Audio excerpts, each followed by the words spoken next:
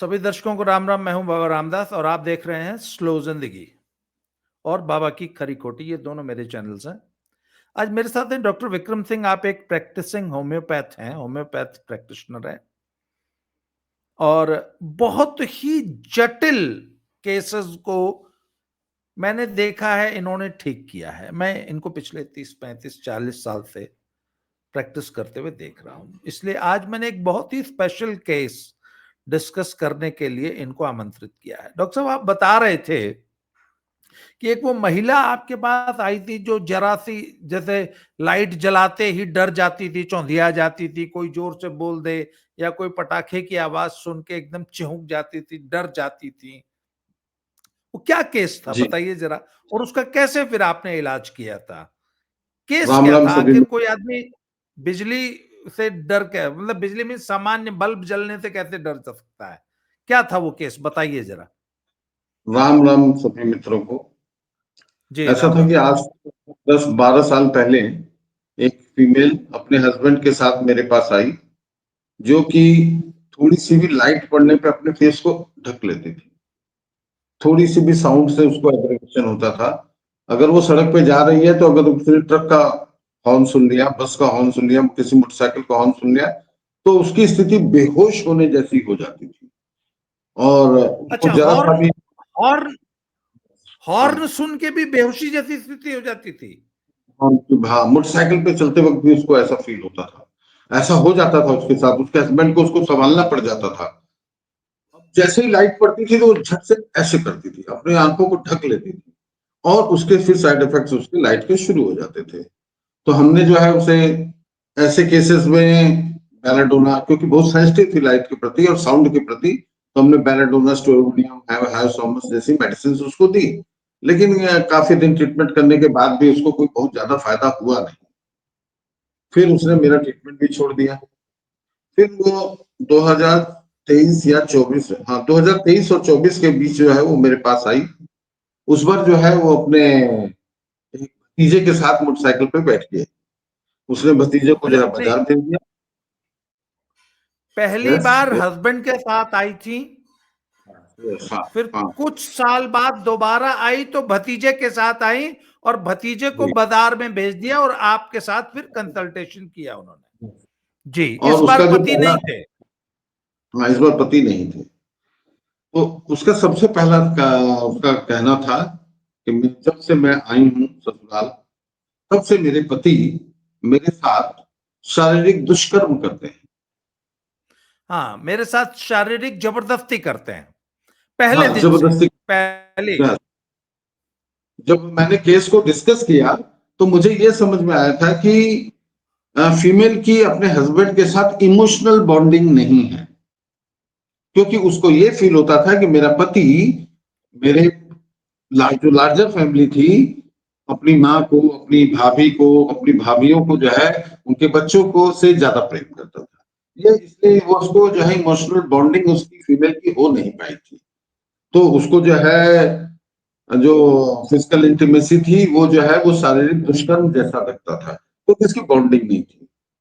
जब उसके और कुछ सिम्टम्स थे, जैसे कि उसको मोशन से, जैसे मोटरसाइकिल पे क्या है कि मोशन होता है, उस मोशन से उसको जो सिकनेस हो जाती थी, वो उस जो बेहोशी जैसी स्थिति हो जाती थी उस मोशन से हो जाती थी। और ये जो एक्शन था, ये था छुपाना उसका, जो दुष्कर्म था उससे अपना मुंह छुपा लेना।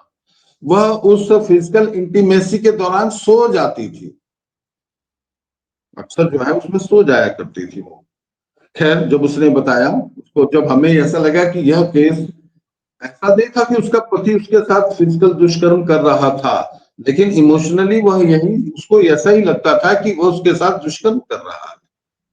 अब इसमें जो है और उसके कुछ फिजिकल सिम्टम्स थे। जब हमने उसको जो है क्रियोजोटम मेडिसिन दी, वह ठीक हो गई। और उसके जो हस्बैंड वाइफ के जो रिलेशंस थे वो भी बहुत अच्छे हो गए पहले से। और उसको सिर्फ 4 महीना दवा दी गई थी, महीने में हफ्ते में 1 डोज दिया जाता था क्रियोजोटम का, और उससे जो है वो पूर्ण रूप से ठीक हो गई। जी। अच्छा, देखो, ये जो अपना ये जो लक्षण है, ये उन्होंने पहली बार जब आई थी हस्बैंड के साथ तब नहीं बताया था? जब अगली नहीं बार बताया। अकेली जी क्योंकि तब इसका नहीं मतलब बताया था कई कि यस, इसका उन्होंने मतलब इसलिए नहीं बताया था। हाँ यस, आप पहले बोल लीजिए। हाँ। इसका मतलब ये कि हम्म, पेशेंट जब तक खुल के अपनी बात, अपनी मनोदशा, मनोदशा। दिमाग में उसके क्या चलता है, जब तक वो खुल के डॉक्टर को नहीं बताएगा, तब तक डॉक्टर मरीज की जड़ तक, जो रोग की जो जड़ है वहां तक नहीं पहुंच पाता। जब एक बार वो अकेली आई तो उसने अपनी सारी बातें खुल के बताई, तो आप उसकी जड़ तक पहुंचने में, अच्छा कितने दिन उसका, 4 महीने आप बता रहे हैं उसका इलाज चला, फिर वो ठीक हो गई पूरी तरह? ठीक हो गई, उसके जो परिवार से उसके रिलेशन थे वो भी बहुत अच्छे हो गए। अच्छा। और उसमें क्या है कि जो उसको अपनी फीलिंग्स कहनी थी वो अपने पति के सामने नहीं कह पाती थी, इसलिए उसका ट्रीटमेंट भी ठीक से नहीं हो रहा था। यस। अच्छा, इसका मतलब यह है कि अब देखिए, अगर ऐसे सिम्टम्स लेके कोई मरीज, कोई रोगी अगर किसी एलोपैथी डॉक्टर के पास चले जाए, तो एलोपैथिक डॉक्टर उसका क्या इलाज करेगा? यस। आप बताइए हाँ ना, नहीं। कि मैं हाँ नहीं। हॉर्न हॉर्न सुन के बेहोश हो जाती है, अब ऐसे में कोई एलोपैथी डॉक्टर क्या इलाज करेगा? पर होम्योपैथी ने उसका भी जड़ कहां खोजी? पति पत्नी के रिलेशंस में जो डिस्कॉर्ड है, जी हाँ। हाँ उसकी वजह से ये साइड सिम्टम्स थे, ये उसके ये- लक्षण थे, मूल जी कॉज वो था। हाँ। यस, इमोशनल बॉन्डिंग ना होना। हाँ। इमोशनल अच्छा, बॉन्डिंग। इसका मतलब ऐसे तो बहुत से रोग होते हैं, जैसे हाँ कि इसमें, मैं जी बोलिए। कि इसमें जो है बहुत से बहुत रोग सारी होते हैं। दवाइयां जो है, बहुत सारी दवाइयां ऐसी हैं, लेकिन वहां पे क्या है कि फिजिकल दुष्कर्म जैसी फीलिंग आना और उसके और बहुत सारे सिम्टम्स जो है वो क्रियोजोटम को डिफाइन करते थे। वो क्रियोजोटम के सिम्टम्स थे। लेकिन किसी के रिलेशंस ऐसे हो सकते हैं कि उसने जो है 5 साल 6 साल 7 साल जो है स्त्री ने अपने पूरा जीवन अपने परिवार के लिए लगा दिया, और फिर उसके बाद उसको ऐसी फीलिंग आ सकती है कि मेरे साथ तो दुष्कर्म हो रहा था। मेरे दुष्कर्म का सिर्फ हम सिर्फ उतना ही मतलब नहीं लेंगे। दुष्कर्म का मतलब होता है जबरदस्ती। वह जो है परिवार के अंदर जो भी उसके साथ हो रहा है उसको जबरदस्ती कोई काम करना है तो वो भी एक तरह से दुष्कर्म की श्रेणी में आ जाएगा। यस। जी अच्छा, आजकल की शादियों में जो छोटी छोटी बात पे डिस्कॉर्ड हो रहा है और तलाक तक की नौबत आ रही है, उसमें जी। बहुत से मैं देखता हूं कि बहुत सी बातें तो होम्योपैथी से ठीक हो सकती हैं। आपको नहीं लगता ऐसा? जी बहुत सारी आप क्वेश्चन करिए तो मैं आपको बताऊंगा कि ऐसा केस है तो फिर इसमें ऐसा होगा। मैं उसके लिए मेडिसिन भी जैसे बता किसी दूंगा। महिला को जैसे किसी महिला को खामखा ये लगता है कि उसका पति तो उसका मिसयूज कर रहा है, या उसके फंड्स का मिसयूज कर रहा है, या उसका घर में शोषण हो रहा है। बहुत सी महिलाएं तो जबरदस्ती ऐसा सोचती हैं। Yes yes yes. लेकिन आपने एक ही साथ कई बातें कही हैं। उसके फंड्स का मिसयूज होना, दैट इज आर्सेनिक। उसका पैसा बर्बाद हो रहा है, दैट इज आर्सेनिक। अच्छा, ये और आर्सेनिक का केस हो गया। इसमें आर्सेनिक आ जाती है, लेकिन आर्सेनिक के साथ और बहुत सारे सिम्टम्स होंगे। नहीं जैसे नहीं, आपने जो वर्ड यूज किए, जैसे फंड्स का अगर होगा वर्ड तो वहां पे पहले आर्सेनिक आ जाएगी। पैसे अच्छा मुझे बर्बाद ये हो बात रहे हैं। बताइए, हम्म,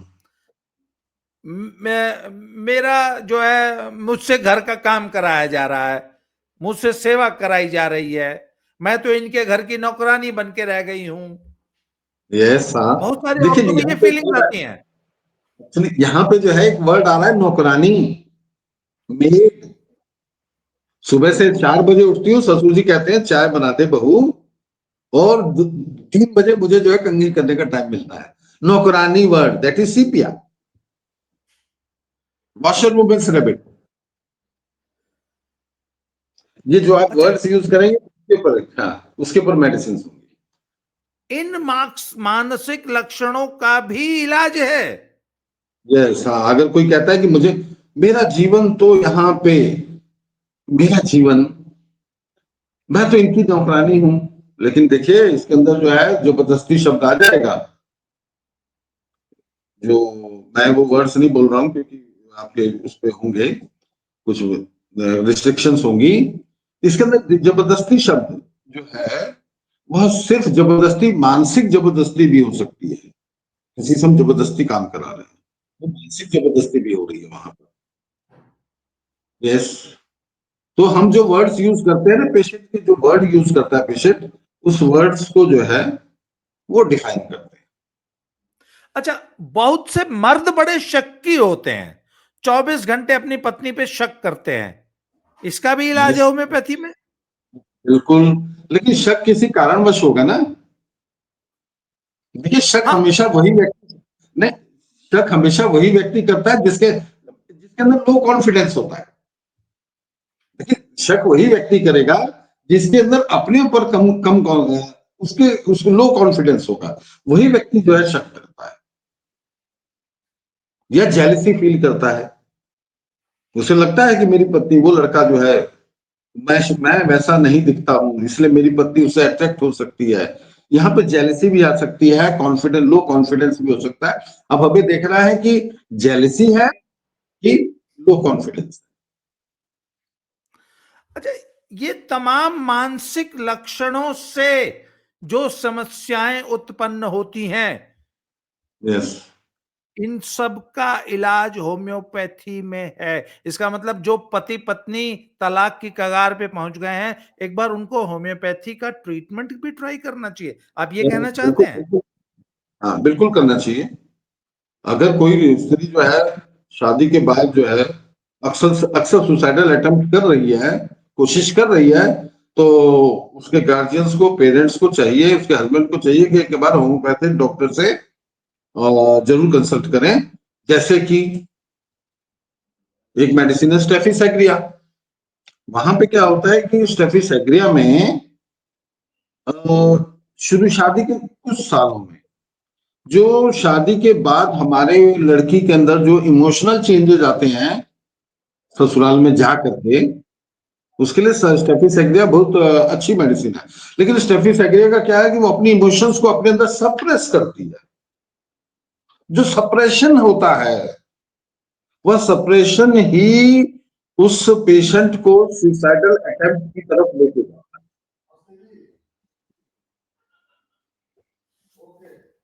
तो डॉक्टर साहब, आज है, की की तरफ लेके चर्चा को जाता मैं है। जी।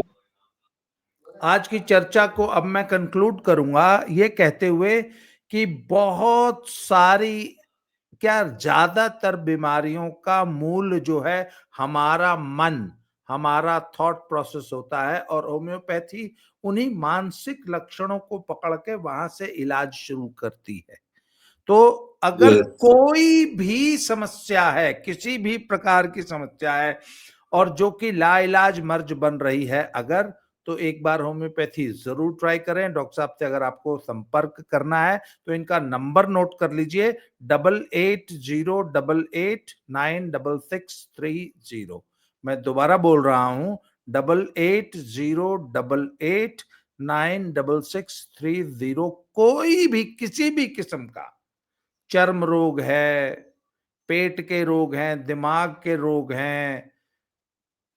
अभी एक बहुत जबरदस्त केस डॉक्टर साहब ने ठीक किया है, वो है सोराइसिस का। इसके अलावा उम,